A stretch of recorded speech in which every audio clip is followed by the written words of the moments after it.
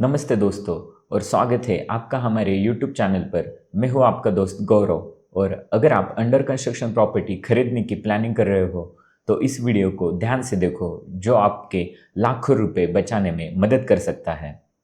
हम अक्सर बिल्डर के बताए हुए गए बेस प्राइस को ही घर की फाइनल कीमत मान लेते हैं, लेकिन सच्चाई यह है कि उस कीमत के ऊपर ढेर सारे एडिशनल चार्जेस और सरकारी टैक्स जुड़ते हैं, जो आपकी जेब पर भारी पड़ सकते हैं।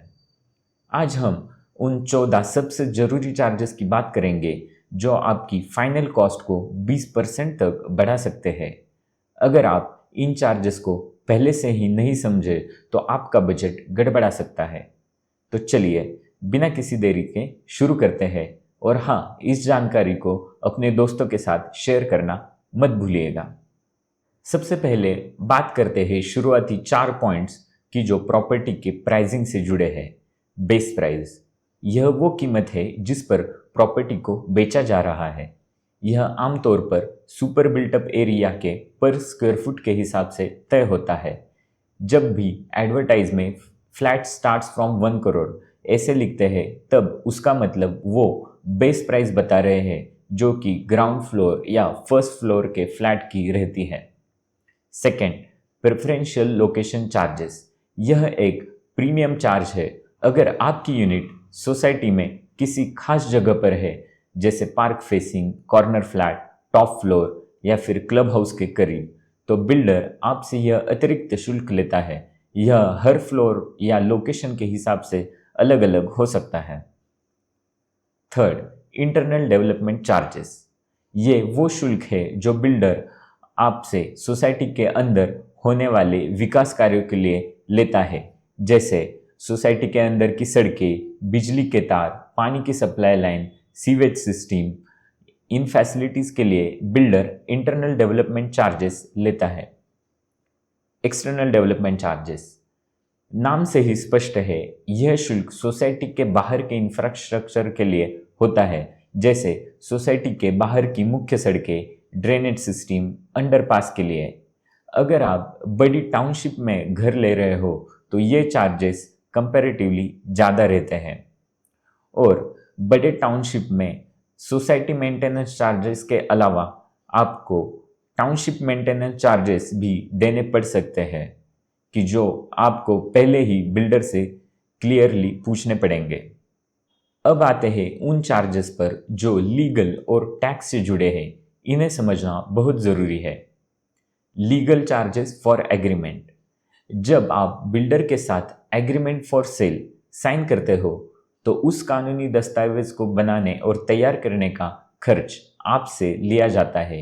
यह एक फिक्स अमाउंट रहता है जो 20 से 50,000 हो सकता है। Charges for not taking loan from builders agent. जी हाँ, आपने सही सुना। कुछ बिल्डर आपको यह बताने की कोशिश करते हैं कि आपको उनके पसंदीदा बैंक या एजेंट से ही लोन लेना पड़ेगा। अगर आप किसी दूसरे बैंक से लोन लेते हैं तो वो कभी कभी डॉक्यूमेंटेशन फीस कह के एडिशनल चार्जेस लेते हैं। यह चार्जेस अनफेयर है और आपको इसके बारे में पहले ही पता करना चाहिए। अगर कोई बिल्डर सिर्फ उनके थ्रू ही लोन के लिए एप्लीकेशन चाहता है तो वो रेड फ्लैग भी हो सकता है, क्योंकि वो अपने लीगल डॉक्यूमेंट्स जिसमें लिटिगेशंस हो सकता है वो मार्केट में सब बैंक्स को देना नहीं चाहता। इसलिए आप उस केस में लीगल टाइटल रिपोर्ट और फाइनेंशियल एनकम्बरेंस सर्टिफिकेट जो रेरा पे रहता है वो चेक करें। स्टैम्प ड्यूटी, यह एक सबसे बड़ा खर्च है। यह राज्य सरकार द्वारा लिया जाने वाला टैक्स होता है जो प्रॉपर्टी के कानूनी कागजात को रजिस्टर करते समय देना होता है। इसका परसेंटेज हर स्टेट में अलग अलग होता है। आमतौर पर 5 से 7% तक ये स्टैम्प ड्यूटी हो सकती है। यह शुल्क आपकी प्रॉपर्टी के मूल्य पर लगता है और इसे टाला नहीं जा सकता। जीएसटी, अंडर कंस्ट्रक्शन प्रॉपर्टी पर जीएसटी लगता है, रेडी टू मूव इन पर नहीं लगता। जनरली नॉन अफोर्डेबल हाउसिंग पर 5% तक जीएसटी होता है और अफोर्डेबल हाउसिंग पर 1%। यह भी आपको फाइनल कॉस्ट में काफ़ी बड़ा हिस्सा होता है। मेंटेनेंस चार्जेस कॉर्पस फंड, यह एक वन टाइम डिपॉजिट है जो बिल्डर आपसे लेता है। इसका इस्तेमाल सोसाइटी के बनने के बाद शुरुआती सालों में मेंटेनेंस के लिए होता है। यह चार्जेस अक्सर 1 से 2 साल के एडवांस में ले जाता है। पोजीशन चार्जेस, यह वो फाइनल पेमेंट है जो आप प्रॉपर्टी का पोजीशन लेते समय करते हैं। इसमें कुछ बचे हुए development charges, electricity metre, installation charge और कभी कभी मिसलेनियस लीगल फीस शामिल होती है। यह बिल्डर बायर एग्रीमेंट में स्पष्ट रूप से लिखा होता है। एडिशनल पार्किंग चार्जेस, यदि आप एक से ज़्यादा कार के लिए रिजर्व पार्किंग चाहते हो तो बिल्डर आपसे उसके लिए अतिरिक्त शुल्क लेता है। बेस प्राइस में आमतौर पर एक स्टैंडर्ड पार्किंग स्पेस शामिल होता है, लेकिन अतिरिक्त जगह के लिए एडिशनल चार्जेस देने पड़ते हैं।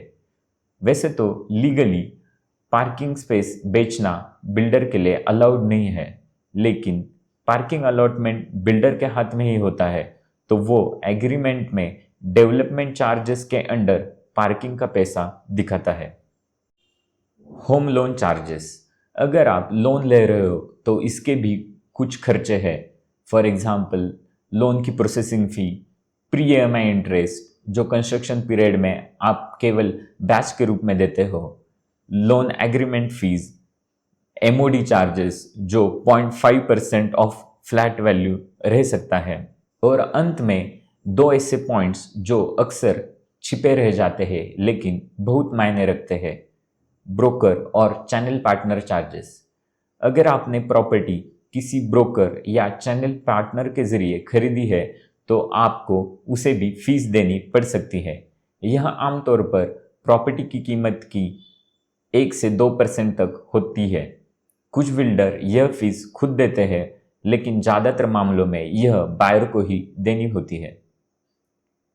अपॉर्चुनिटी कॉस्ट, यह कोई कैश पेमेंट नहीं है बल्कि एक इकोनॉमिक कंसेप्ट है।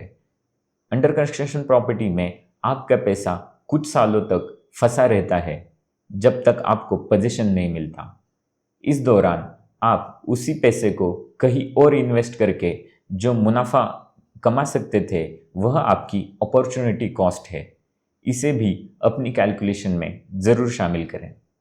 तो दोस्तों, यह थी अंडर कंस्ट्रक्शन प्रॉपर्टी की कीमत को प्रभावित करने वाले 14 सबसे महत्वपूर्ण चार्जेस की लिस्ट। याद रखिए, कोई भी डील फाइनल करने से पहले बिल्डर से एक डिटेल कॉस्ट शीट जरूर ले, जिसमें ये सभी पॉइंट्स स्पष्ट रूप से लिखे हो। रेरा आने के बाद बिल्डर के लिए ट्रांसपेरेंसी रखना जरूरी हो गया है, इसलिए रेरा की वेबसाइट चेक करें। अगर आपको यह जानकारी उपयोगी लगी हो तो इस वीडियो को लाइक करें। ऐसी ही रियल एस्टेट और फाइनेंस की जानकारी के लिए हमारे चैनल को सब्सक्राइब करें और नीचे कमेंट्स में बताएं कौन सा चार्ज आपके लिए नया था। मेरा नाम है गौरव, मिलते हैं अगले वीडियो में। तब तक के लिए धन्यवाद और अपनी खरीदारी समझदारी से करें। और स्मार्ट बायर बनने के लिए हमारी स्मार्ट बायर प्लेलिस्ट ज़रूर चेक करें। Thank you.